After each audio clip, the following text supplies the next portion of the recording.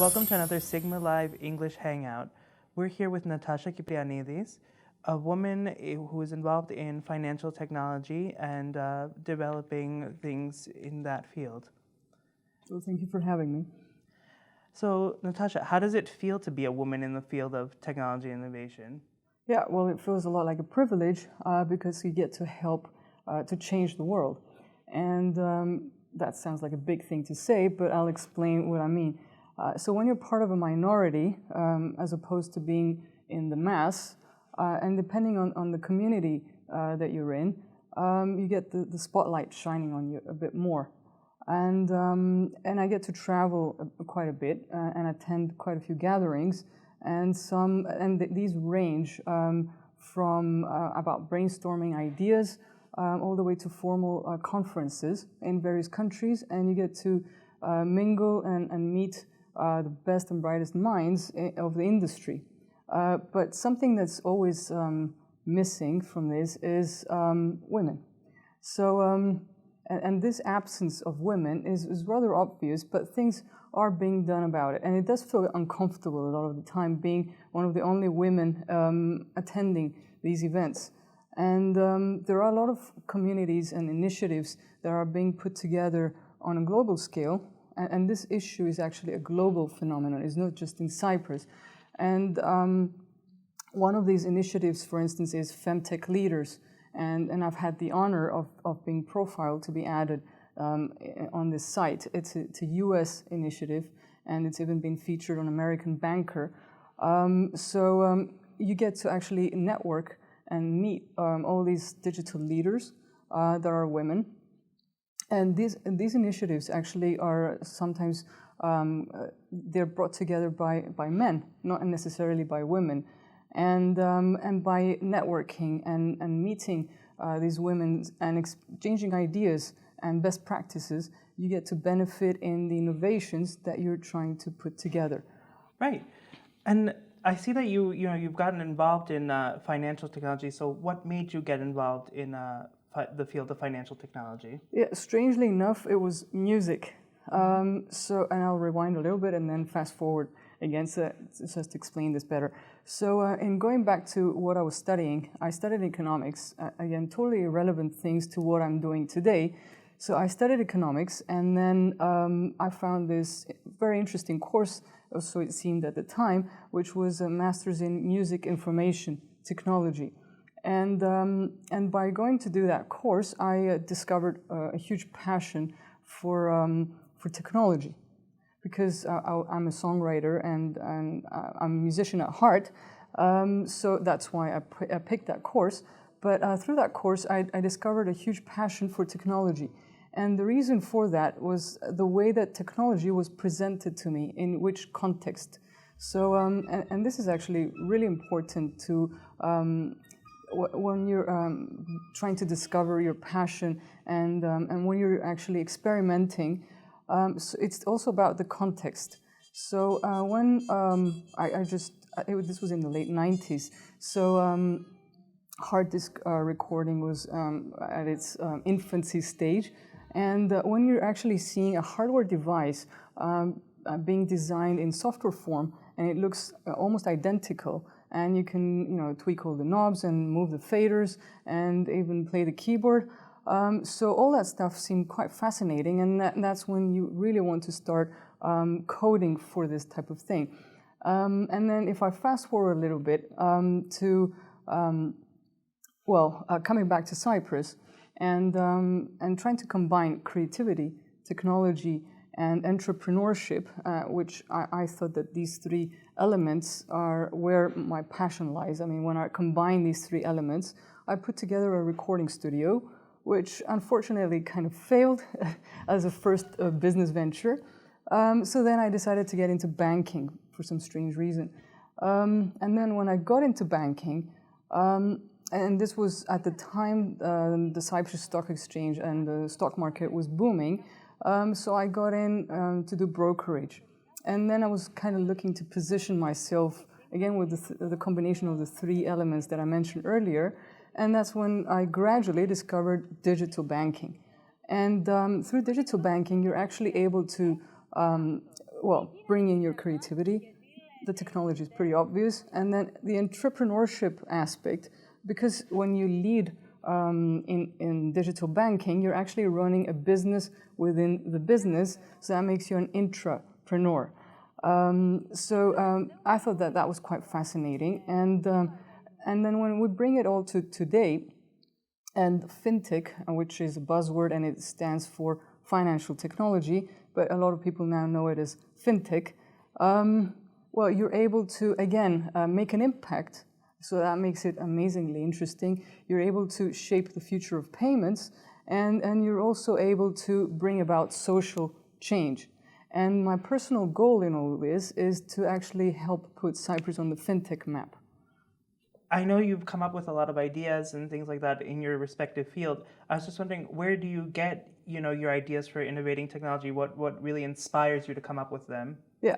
Well, if we analyze a little bit what innovation stands for, it really stands for solving a problem. So you actually start with trying to solve a problem. And sometimes it's a problem, or sometimes it's a business challenge. And when you have that as the starting point, then you start looking for ways. I mean, you do not innovate during specific hours. Like you don't innovate during working hours, like you clock in at a specific time, 9 to 5 or whatever, and that's when you're supposed to innovate. It just doesn't happen like that. It's a 24/7 thing. So in this being a 24/7 thing, you analyze things in your mind constantly. So you find the need, and as Steve Jobs said, you do not ask a customer to tell you what they want. You do have to get feedback from customers, but you have to translate that in a way. So you have to find the need out of what the customer is telling you, and then it's your job to invent the how. So when you keep analyzing this, you get these ideas that can come up at just any point in time. I mean, you can be sleeping and you wake up, let's say at 2 o'clock in the morning, and you're like, oh yeah, I got it now. And you just have to write it down. And you go about your everyday life, anything can inspire you. I mean, by going to, I don't know, the movies or a theater, or by talking to somebody, and you interrelate everything to the problem that you're constantly analyzing, and you come up with the idea. And again, there are elements in innovation that help make it impactful again. So it's important to start with the need. It's important to make it an experience for the customer. So you're supposed to make it seamless and simplified. I'm talking about the product here. So the need is in the form of a product, and then something that most people forget, or they think is not so important, is design. So design and elegance in the product is what really makes it engaging and helps the customer adopt it. If you leave that behind and you just make something work, but it looks ugly, nobody will really want that product. Mm-hmm. We talked a little bit about the gender gap and women. How do you think more girls can get involved in technology and in this field? It has to start from a very young age, and it has to start from schools. So when you inject this somehow in the education system, and you also need to mentor girls, so that's one thing that you can do. Another thing is, this is not, again, just a woman thing. I mean, it's the whole community that has to help, and it's also the men. So it's got to start from the family, it's got to start from the schools, your network, so it becomes like a collective effort. And again, in mentoring the girls, you have to explain what technology is all about, because roles in technology are not just technical. And to make it interesting, I mean, when you just tell a young girl, or even a grown-up, that you'll be coding, or I don't know, just moving around wires and fixing computers, I don't think that sounds interesting for anyone to want to be doing this. So you have to present it as something interesting. And to make it interesting, you have to give examples of what you could be doing within technology.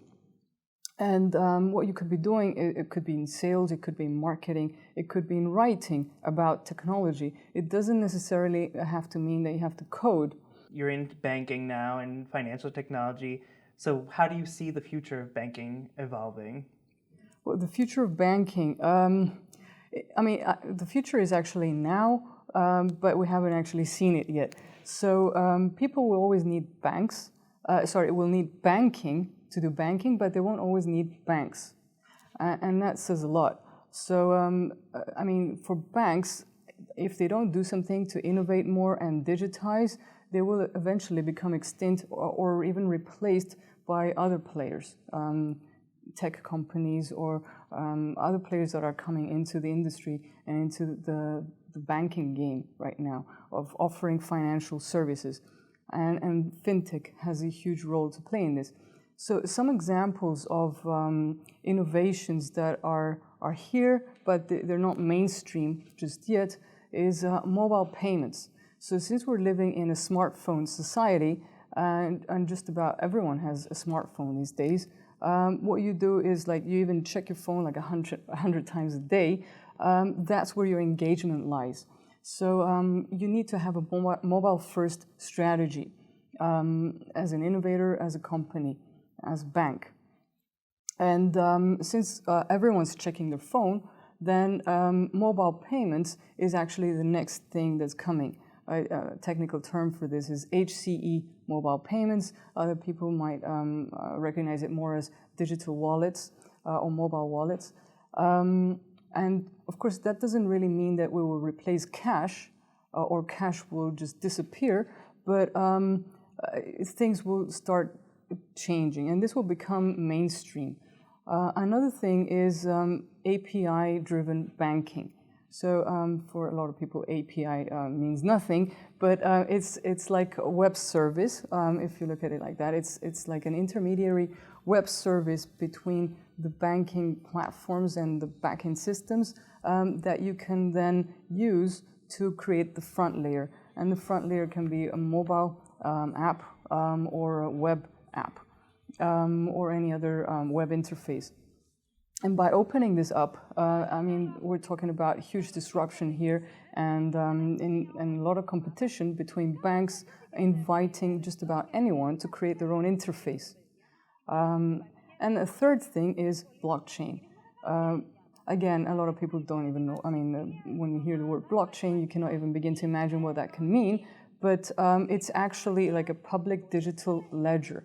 And through this method, you cut out the middleman, which also means that you minimize costs. The middleman is usually clearinghouses. And there are a lot of use cases that are available these days that can help in making this disruptive. One of these use cases is in providing cheaper and faster payments or remittances. And another use case is in loyalty schemes. It was really great to hear about these new interesting innovations in technology and how women can get involved in technology. I want to thank you for coming. Thank you very much. Thank you.